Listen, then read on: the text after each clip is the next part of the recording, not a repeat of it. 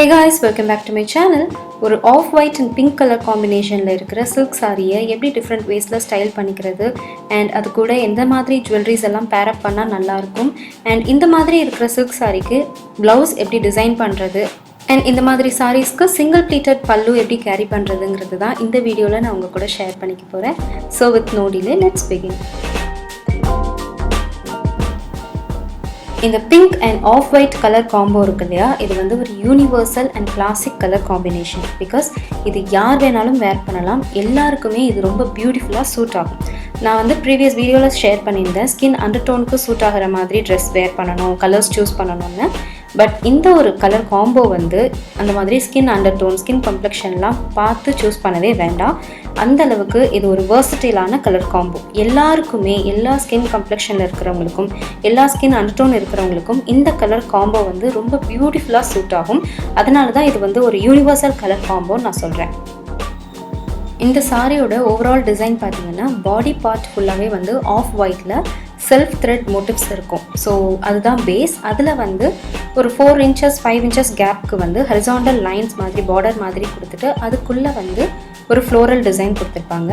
And அது இல்லாமல் ரேண்டமாக அங்கங்கே வந்து ஜரி, கோல்டு ஜரியில் வந்து ஒரு பெரிய ஃப்ளாரல் டிசைன் ஒன்று இருக்கும்.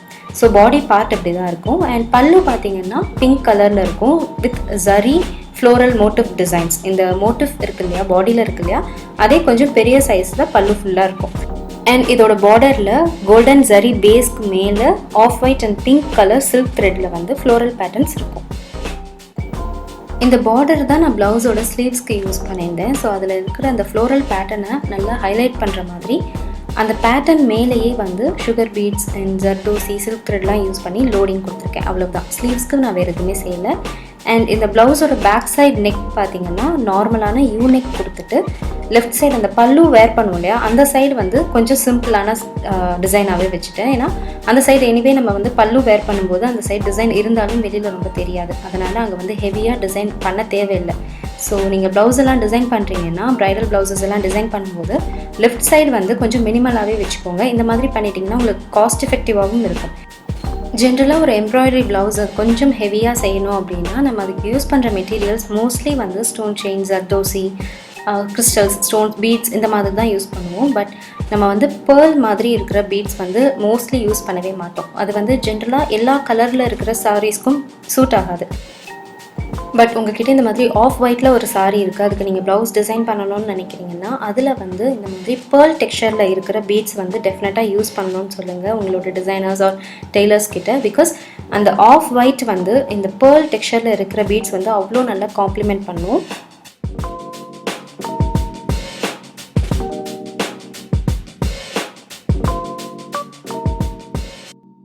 சில்க் சாரீஸோட அழகே வந்து அதோட பல்லுவில் தான் இருக்குது. பட் நம்ம ஒரு ஈவெண்ட் கண்டக்ட் பண்ணுறோன்னா நம்ம தான் அங்கே வந்து எல்லா வேலையும் செய்யணும்.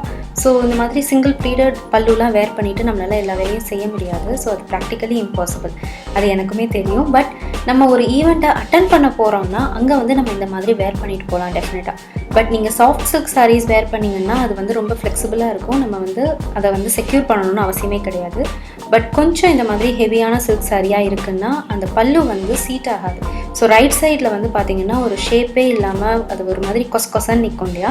ஸோ அந்த மாதிரி நிற்கிறது எல்லாமே நீங்கள் ரெகுலராக சாரீ கட்டுற மாதிரி நல்லா வேர் பண்ணிவிட்டு அந்த ஃபுல்லாக அந்த ப்ளீடிங்கை வந்து ப்ளீட் பண்ணி அந்த சென்டரில் வந்து நான் இப்போ செஞ்ச மாதிரி ஃபுல்லாக வயிற்றுக்கிட்ட கொண்டு வந்துட்டு ஃபுல்லாக ஸ்ட்ரெச் பண்ணி இழுத்துட்டு அங்கே வந்து ஒரு பின் வச்சு செக்யூர் பண்ணிவிடுங்க. ஸோ அந்த மாதிரி பண்ணிட்டீங்கன்னா அந்த ரைட் சைடில் வந்துட்டு உங்களுக்கு அந்த ஷேப்பும் நல்லாயிருக்கும். அட் த சேம் டைம் அது வந்து உங்களுக்கு கொசன்னு அந்த இது வந்து மாறவே மாறாது. ஃபுல்லாக த்ரூ அவுட் த ஈவெண்ட் வந்து அது உங்களுக்கு ஸ்டிஃபாக அப்படியே இருக்கும். நான் ஆல்ரெடி ப்ளவுஸ் டிசைனிங்க்கு சொல்லியிருந்தேன் இல்லையா, அதே மாதிரி இந்த ஆஃப் ஒயிட்ஸ்க்கு வந்து பேர்ல்ஸ் அண்ட் பேர்ல் டெக்ஸ்சர்ட் பீட்ஸ் வந்து ரொம்ப நல்லா காம்ப்ளிமெண்ட் பண்ணும். ஸோ நீங்கள் அக்சசரிஸ் பிக் பண்ணும்போது பேர்ல் பேஸ்ட் ஜுவல்லரிஸ் இருக்கான்னு செக் பண்ணி பாருங்கள். அந்த மாதிரி இருந்து பேரப் பண்ணிங்கன்னா அந்த ஓவரால் லுக் வந்து ஒரு மாதிரி கொஹெசிவ் லுக் அப்படின்னு சொல்லுவோம் இல்லையா. ஸோ புட் டுகெதர் அந்த மாதிரி அட்டையருக்கும் நீங்கள் பேரப் பண்ணியிருக்க ஜுவல்லரிஸ், அக்சசரிஸ் பண்ணியிருக்கிறதுக்கும் வந்து சம்மந்தம் இல்லாமல் இருக்காது. ஃபுல்லாக அந்த ஓவரால் லுக்கே வந்து ஒன்றோட ஒன்று ரிலேட் பண்ண மாதிரி இருக்கும். ஸோ ஒரு லுக் க்ரியேட் பண்ணுறோன்னா அந்த மாதிரி இருக்கும்போது தான் அது வந்து ரொம்ப ப்ரெசன்டபுளாக ஆடாக தெரியாமல் இருக்கும்.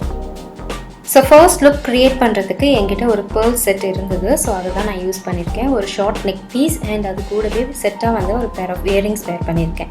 அண்ட் ரைட் ஹேண்ட் வந்து பிளெயினாக இருந்தது. ஸோ இந்த ஓவரால் லுக் வந்து இந்த மாதிரி சாரீஸ் கூட பேர்ல்ஸ் வேர் பண்ணும்போது அது ரொம்ப ட்ரெடிஷ்னலான ஒரு லுக் கிடையாது. ஸோ இதில் வந்து பேங்கிள்ஸ் வேர் பண்ணலாம், அதுவும் நல்லாயிருக்கும். பட் என்கிட்ட இந்த லுக்கு சூட் ஆகிற மாதிரி ஒரு கடா இருந்தது. அது ஒரு மாதிரி சாஃப்ட் பிங்க்கில் இருந்தது. ஸோ அதை வந்து நான் இவங்க கூட பேரப் பண்ணிக்கிட்டேன். அண்ட் இது ஓவரால் லுக் பார்த்தீங்கன்னா ரொம்ப ட்ரெடிஷ்னலாகவும் இருக்காது, அட் த சேம் டைம் மாடர்னாகவும் இருக்காது.